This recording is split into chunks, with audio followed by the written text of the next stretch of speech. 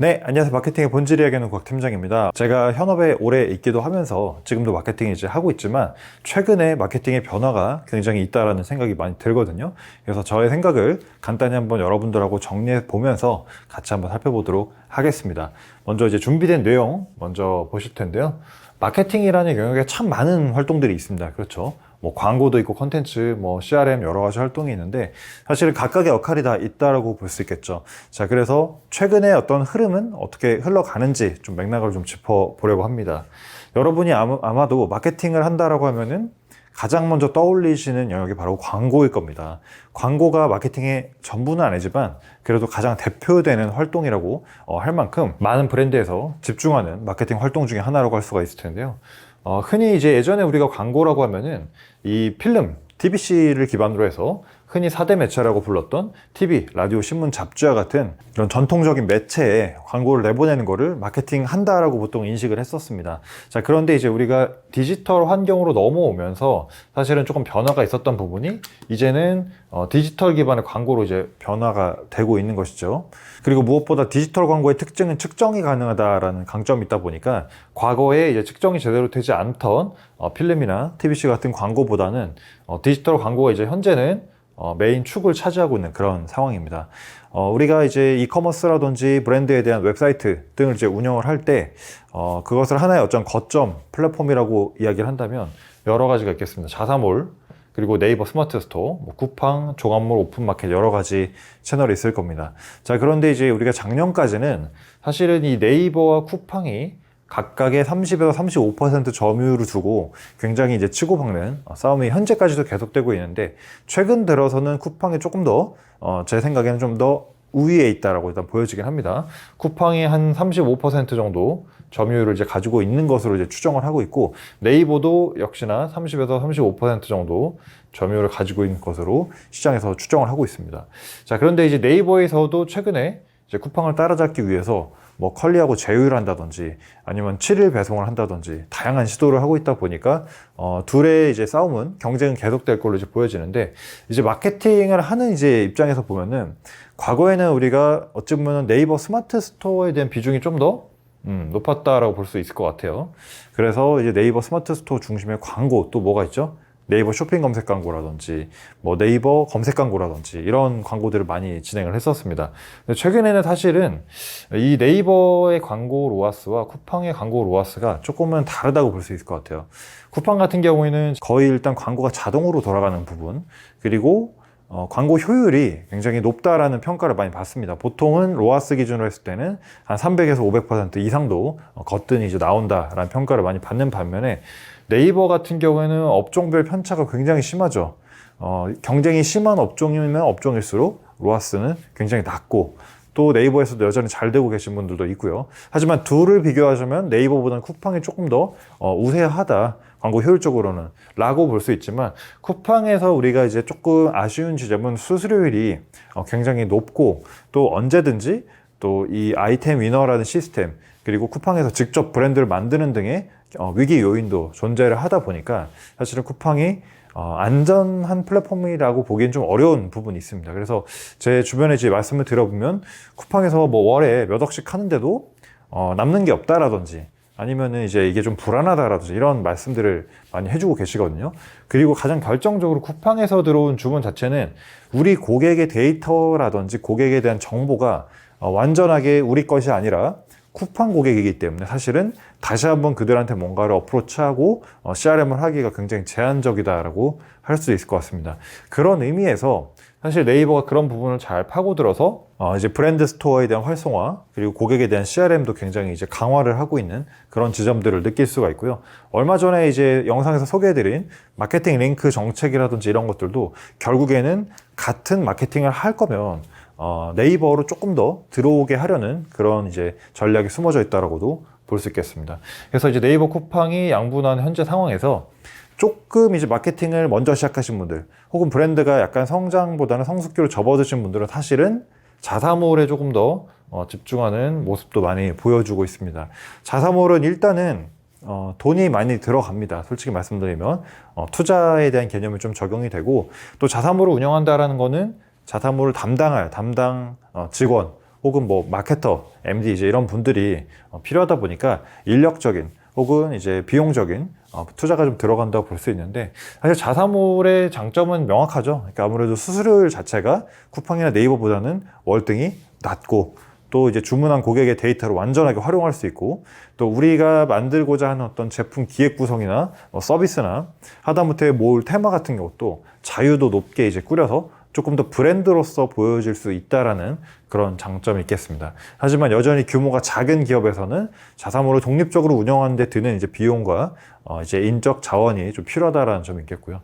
자, 그런데 이제 꾸준히 오랫동안 투자를 하신 분들은 이 쿠팡하고 네이버에 의존하지 않고 자사몰을 조금씩 육성을 해서 점점 여기서 성과를 만들고 있는 그런 모습들을 많이 보여주고 계십니다. 실제 반대로 네이버 쿠팡 중심의 이제 판매자분들 혹은 기업들의 제가 이제 이야기를 들어보면은 자기가 사업을 하는 건지 이게 사업이 맞는지 모르겠다 이런 말씀들을 많이 하시거든요. 왜냐하면 네이버 같은 경우도 사실은 그 순위나 노출량에 따라서 굉장히 그 사업적인 그 변동성이 좀 심한 부분, 쿠팡 같은 경우에도 말할 것도 없고요. 자, 그렇다 보니까 어렵지만 그 어려운 시간들을 견디고 자사몰에 대한 마케팅 노하우가 없음에도 불구하고 지속적으로 해오신 분들이 최근에는 확실하게 빛을 좀 발휘하고 있다라고 좀 볼 수 있을 것 같습니다. 그리고 이제 가장 좀 상황이 안 좋은 부분이 바로 이 종합몰이나 오픈마켓에 대한 부분일 것 같습니다.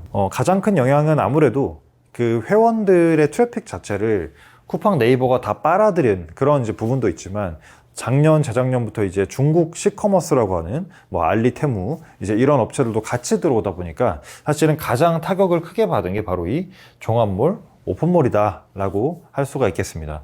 그래서 따져보면은 이제 실속은 자사몰이 가장 높긴 하나, 자사몰에는 상당한 마케팅에 대한 노력과 노하우가 필요하다 보니까 현재까지는 네이버, 쿠팡 중심으로 전개가 되는 현재 상황이 되겠습니다.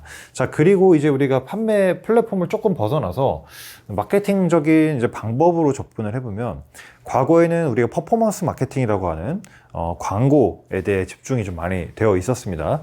자, 지난 영상에서도 말씀드렸지만 광고의 영향력은 절대로 지금도 작다라고 할 수가 없을 것 같아요.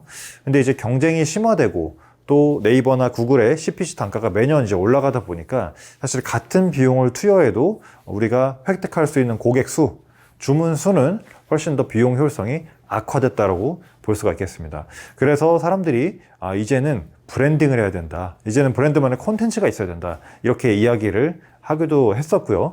그래서 이제 콘텐츠 마케팅으로 좀 한번 넘어가 보겠습니다. 콘텐츠 마케팅도 사실은 광고와 더불어서 마케팅을 할 때 우리가 꼭 챙겨야 될 그런 요인으로 생각이 되져 왔습니다. 일반적으로 온데미디어라고 하는 브랜드 SNS가 있을 수 있을 것 같고요. 사실은 이제 스몰 브랜드 같은 경우에는 이 인스타그램이나 유튜브 채널 꾸준히 잘 운영하는 것만으로도 그들의 팬, 정말 열렬한 응원하시는 분들을 확보해가지고 굉장히 장사를 잘 하시는 분들 많이 봤습니다. 특히 이제 식품업계라든지 유아용품이라든지 뭐 뷰티라든지 이런 것들은 굉장히 그 채널의 힘이 막강하다라고 이제 볼 수가 있을 텐데요. SNS와 더불어서 또 오랫동안 그 진행되었던 부분들이 사실은 바이럴 마케팅입니다. 바이럴 마케팅이라 하면은 우리가 뭐 네이버 블로거들한테 협찬하거나 네이버 카페에서 우리가 뭔가 체험단을 하거나 이제 이런 일련의 활동들을 모두 포함할 수가 있겠습니다. 주로 우리가 인플루언서라고 생각하는 그런 분들보다는 일반인인데 일반인이면서 자기의 소셜 채널을 운영하시는 분들을 대상으로 보통 협찬이나 이런 바이럴 마케팅 콘텐츠를 발행을 했었죠. 그리고 최근에 이제 아무래도 가장 핫하다라고 할 수 있는 부분이 이제 이 인플루언서형일 것 같습니다. 인플루언서 마케팅은 2019년에서 20년부터 아마 제가 시작된 걸로 기억을 하는데, 사실 그때 굉장히 논란이 많았죠. 뭐 제품에 대한 뭐 품질이라든지, 그쵸? 뭐 CS도 제대로 안 된다, 여러 가지 이제 이슈가 많았지만 계속해서 자정작용을 거치면서 현재 어쨌든 굉장한 영향력을 높인 그런 이제 마케팅이라고 볼 수가 있겠습니다. 인플루언서를 하면 여러 플랫폼이 있지만 주로 뭐 인스타, 유튜브가 대표적이고 뭐 틱톡 같은 경우를 생각을 해볼 수가 있겠는데, 뭐 두 가지 유형인 것 같습니다. 하나는 PPL로 그분들이 이제 피드에 잠깐 등장하거나 일회성으로 노출되는 그런 경우가 있고, 하나는 이제 브랜디드나 혹은 이제 공구와 같은 형태로 조금 더 실제로 세일즈나 결과까지 만들어내는 그런 형태라고 볼 볼 수가 있겠습니다. 특히 이제 인플루언서를 활용한 이 공구 자체가 최근에는 마케팅에 있어서 가장 큰 핵이라고 또 이야기를 할 수가 있을 것 같습니다. 사실 인플루언서 공구를 진행을 하면은 수수료율이 평균적으로 한 25%에서 35% 더 많게는 그 이상까지도 진행이 되긴 합니다. 그런데 그렇게 따지면 앞에 이제 쿠팡이나 네이버보다도 훨씬 더 높은 수수료율을 부담을 해야 되는데 왜 하냐라고 생각할 수 있는데 그만큼 파급력이 크다고 생각이 듭니다.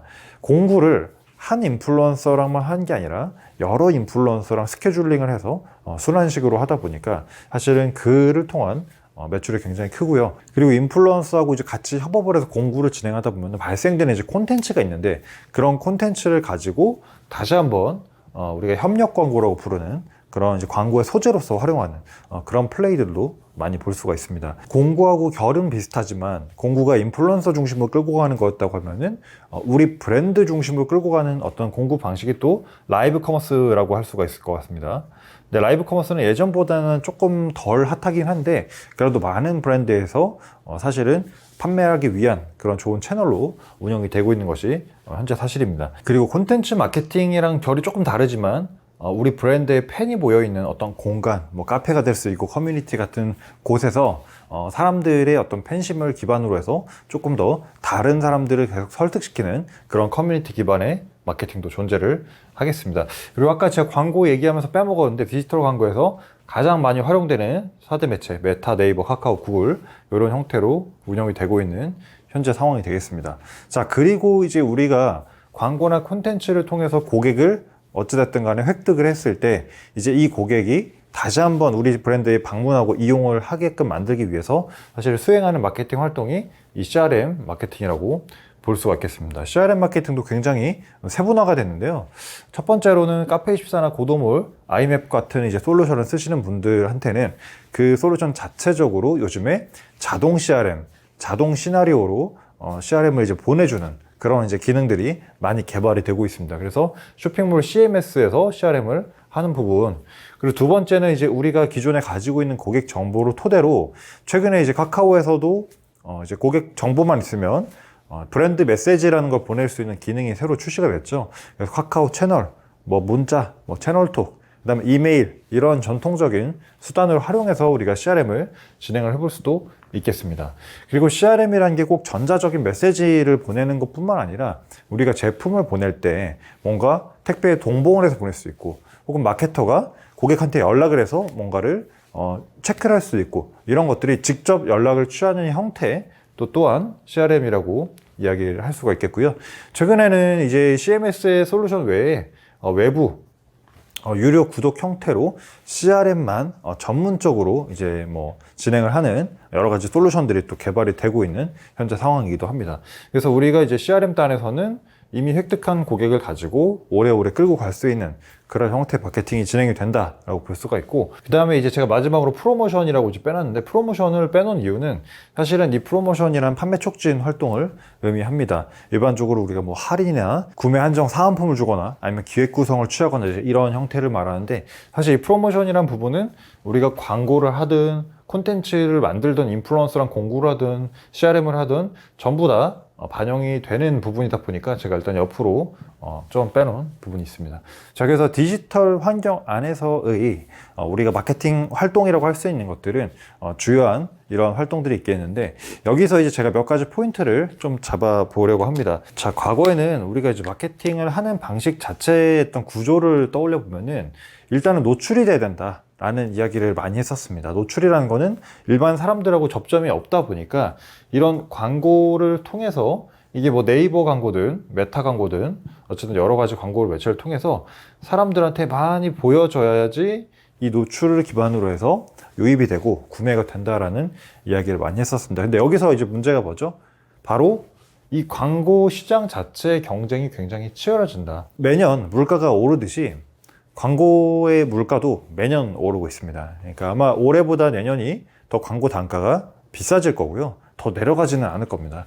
그 이유는 두 가지인데, 하나는 이제 광고를 하려는 판매자들이 더 늘어나는 반면 그 제품을 수요할 수 있는 수요자들은 대한민국에서 더 늘어나지 않고 있습니다. 한마디로 이제 수요와 공급 균형이 계속 판매자들이 조금 더 비용을 더 쓰게 만드는 그런 구조에 와 있고, 또 네이버나 이제 구글의 어떤 이제 이해관계를 따져보면은 그들은 광고비를 당연히 많이 벌어들여야 또 수익이 늘어나는 구조다 보니까 새로운 상품을 만들든 아니면 광고 단가를 높이든 이런 식으로 광고에 대한 생태계는 계속해서 어려워질 수밖에 없다.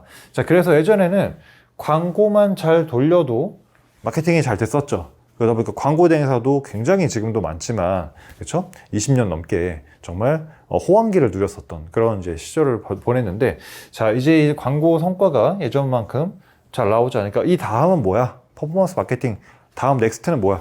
이제 얼마 전에 저도 이제 한번 그런 질문을 받았습니다. 지금 광고 말고 마케팅 활동하면 뭐 해야 돼요?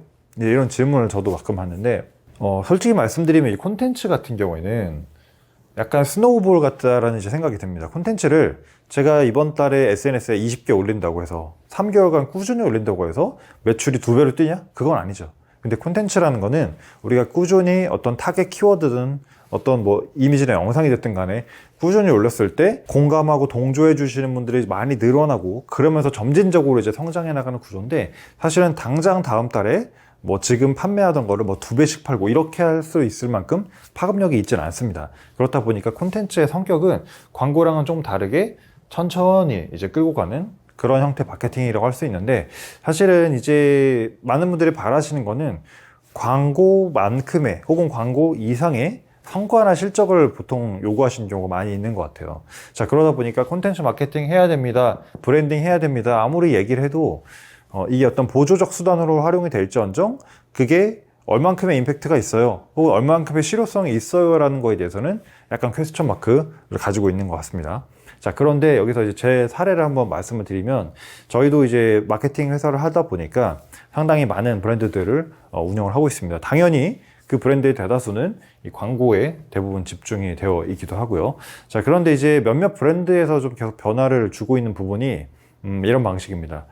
콘텐츠라는 게 이제 이 SNS 운영, 우리 채널을 기반으로 했을 때는 굉장히 슬로우 스타터가 될 수밖에 없는 거죠. 팔로워도 없고 누가 기업이나 브랜드에서 운영하는 소셜 채널에 관심을 가져주겠어요. 그러다 보니까 이제 영향력이 없다 이런 평가를 받았었던 건데, 이미 영향력을 확보하고 있는 분들한테 마케팅에 대해 취하는 방식으로 만약에 바꾼다라고 하면은, 지금 이 인플루언서 이전에 이제 일반인 분들, 그리고 우리가 인플루언서라고 부르는 많은 분들이 계시죠. 이런 분들을 중심으로 이제 마케팅을 했을 때 뭐 조건이 다양합니다. 어떤 분은 현물로만 가능한 분도 있고, 어떤 분은 현물하고 현금, 혹은 어떤 분은 무조건 높은 비용을 이제 요구하시는 분들도 계십니다만, 그렇게 마케팅을 수행을 했을 때 약간의 변화가 있다는 겁니다. 뭐냐면 저희 이제 고객사 사례 중에 이제 하나인데, 어떤 특정 달에는 퍼포먼스 마케팅에만 100% 예산을 다 쏟았었습니다. 100%다 퍼포먼스만 쏟았었는데, 그때 당시에 이제 나왔던 매출액의 규모가 있고요. 그리고 그 다음 달에는 퍼포먼스 마케팅 예산을 절반 정도로 줄이고, 나머지 절반에 대한 예산을 이제 인플루언서를 섭외하고 일반인을 대상으로 콘텐츠를 이제 시딩하고 협찬하는데 사용을 했었습니다. 자, 그리고 나서 그 다음 달에 이제 매출을 보게 되면요, 바로 지난달 퍼포먼스 마케팅에만 100% 썼을 때 나왔던 매출액 수준보다 사실은 인플루언서 마케팅과 이런 바이럴 시딩 콘텐츠를 같이 겸했을 때 의 브랜드 검색량, 그러니까 즉 인지도가 되겠죠, 또 높아지고 매출액 자체도 광고를 통한 매출액보다 조금 더 올라가는 그런 이제 성과를 볼 수가 있었습니다. 물론 이제 인플루언서라는 거는 사람들이 가지고 있는 팬층이나 고객들이 다 다르다 보니까 광고처럼 굉장히 균등하게, 한마디로 돈을 넣으면 뭐 돈이 나오는 이런 이제 투입 산출이 명확한 매체는 아니겠습니다만, 이제는 영향력이 굉장히 분산이 됐다라는 걸 또 의미를 할 수가 있습니다. 자, 그런데 우리가 아까 말씀드렸다시피 이 광고 매체에서의 약간의 한계점, 계속해서 비용이 올라가고 경쟁이 심해지고 고객의 수요는 줄어드는 그런 상황에 이제 직면을 했기 때문에, 사실 이제 우리가 리스크를 좀 해증하기 위해서라도 광고에만 너무 매몰되기보다 이제 콘텐츠나 이제 인플루언서 기반의 마케팅까지도 적극적으로 이제 운영할 필요가 있다라고 좀 말씀을 드릴 수 있을 것 같습니다. 특히 저는 이제 개인적으로 광고를 사실은 이길 만한 그런 파급력을 가진 매체가 이제 여기는 이제 홈쇼핑. 근데 홈쇼핑 같은 경우에는 입점 절차라든지 그 수준 자체가 굉장히 까다롭죠. 아무 브랜드나 입점시켜주지 않죠. 이미 검증된 브랜드 중심으로 보통 가다 보니까 홈쇼핑은 좀 진입 장벽이 있는 반면에 여러분들이 그런 홈쇼핑의 파급력을 그대로 가져올 수 있는 건 사실은 이 유튜브라든지 인스타그램을 통해서 우리가 공구라든지 인플루언서 중심의 마케팅을 또 계획을 해볼 수가 있다는 겁니다. 그리고 이제 인플루언서랑 협업한 콘텐츠가 점점점 누적이 되면은 우리가 기존에 운영하던 광고 매체 그 인플루언서 소재를 같이 2차 활용을 해서 또 고객의 반응을 높이는 이런 형태의 전략을 생각을 해볼 수가 있겠습니다. 자, 그리고 이제 마지막으로 이제 고객의 이제 여정을 봤을 때 다시 한번 우리 브랜드를 찾게 만드는 CRM 부분인데, 사실 CRM도 제가 영상을 많이 찍었습니다만 아직도 많은 브랜드에 대해서 CRM 시나리오가 제대로 수립되지 않은 경우들이 많이 있는 것 같습니다. 그런데 최근에는 사실 CRM 시나리오를 내가 직접 짜지 않고도 CRM을 접근할 수 있는 방법들이 굉장히 많아지다 보니까 여기서 내가 맞는 상황, 내가 맞는 입맛으로 CRM 시나리오를 구축을 해볼 수가 있겠다라고 이제 말씀을 드릴 수가 있겠고요. 자, 그래서 우리가 구매 플랫폼 영역에서 봤을 때는 자사몰, 네이버, 쿠팡 이렇게 세 가지를 다 운영하시는 곳도 있고 아니면 한두 곳만 하시는 곳도 있을 겁니다. 자, 여기서 예전에는 자사몰을 해야 되나요? 네이버 스마트 스토어를 해야 되나? 이런 이제 고민들이 많았다고 하면은 이제 쿠팡까지 생겨난 상황이다 보니까 각각의 이제 판매 채널의 역할이나 전략도 굉장히 중요할 것 같습니다. 제가 만약에 진행을 한다면 사실 쿠팡 같은 경우에는 쿠팡 단독 품목으로 가장 이제 히어로 잘 팔릴 수 있는 품목 하나를 집중적으로 미는 게 맞다고 봅니다. 왜냐면 전부 다 쿠팡에 몰아주게 되면은 사실은 네이버의 유저와 쿠팡 유저는 엄밀히 말하면 다른 유저이거든요. 네이버에 대한 유실도 있고 또 우리 브랜드에 대한 브랜드의 어떤 그 파워도 좀 낮아질 수 있기 때문에 쿠팡의 모든 것을 판매를 의존하기보다는 쿠팡에는 이제 핵심 품목을 중심으로 진행을 하고 개인적으로는 이제 네이버 스마트 스토어나 자사몰을 중심으로 육성을 하는 게 조금 더 필요해 보입니다. 자, 그런데 자사몰을 육성을 하는 거는 앞서 말씀드린 것처럼 시간과 비용 또 인적 자원이 굉장히 많이 들어갈 수 있는 부분이다 보니까 지금 내가 아직은 그런 단계가 아니다라고 하면은 네이버 스마트 스토어로 가는 것도 괜찮을 것 같습니다. 근데 종국에는 우리가 수수료율을 낮추고 우리 브랜드만의 힘을 키우고 또 고객 정보를 자유롭게 활용하려면 사실은 자사몰을 꼭 육성을 하는 것은 필수적이라고 생각이 되고 있고요. 그리고 이제 광고 매체로 이제 넘어와서 이제 메타나 네이버, 카카오, 구글 매체 다들 잘 이용하고 계실 거라 생각이 듭니다. 자, 그런데 이제 최근에는 이 광고 매체 안에서 어떤 기술적인 해법이라든지 다른 사람들이 하지 못하는 그런 세팅이라든지 노하우로 로아스 차이를 2배 벌린다. 이건 상당히 어려워졌다고 봅니다. 왜냐하면 이 매체 자체에서 머신러닝이라든지 자동화 광고가 많이 나오면서 이제 판매자가 운영하는 광고 혹은 대행사에서 운영하는 광고 큰 차이가 없기도 하고요. 성과가 오히려 업체에서 만드는 게 더 좋을 수도 있습니다. 자, 그렇다 보니 이제 광고의 어떤 스킬적인 부분으로 승부를 보는 거는 여전히 중요하지만 예전과 같은 변별력을 가지기는 조금 어렵다, 이렇게 좀 볼 수가 있겠습니다. 결국에는 이제 마케팅의 그 새로운 매출을 발굴하고 이제 사람들을 움직이게끔 하는 것이 현재로서는 이제 콘텐츠 영역이 역할이 당분간은 클 것 같다. 그래서 온드미디어 오래 운영하신 분들 물론 잘하고 계시지만 지금 이제 온드미디어 새로 팔로워 1명부터 키우기 상당히 쉽지 않을 겁니다. 그럼에도 불구하고 블로그, 인스타, 유튜브 3개 채널 중에 하나는 꼭 운영을 해주셔야길 추천을 드리고요. 일반인들한테 이제 제품 중심으로 시딩을 하는 부분, 그리고 인플루언서 중심으로 우리가 어떤 PPL, 브랜디드, 공구 이런 콘텐츠로서 이끌어가는 부분도 비록 광고처럼 투입 산출이 명확하게 딱 떨어지진 않지만 중장기적으로 봤을 때는 꼭 고려되어야 될 활동이다. 그래서 인플루언서 마케팅 예산에 퍼포먼스 마케팅보다 더 많은 돈을 쏟고 있는 그런 브랜드들이 늘어나고 있다. 이 점 꼭 참고해 주시면 좋을 것 같습니다. 자, 그리고 넘어와서 제가 누누이 말씀드리지만 이제 CRM에 대한 중요성도 날로 높아져 가는 부분.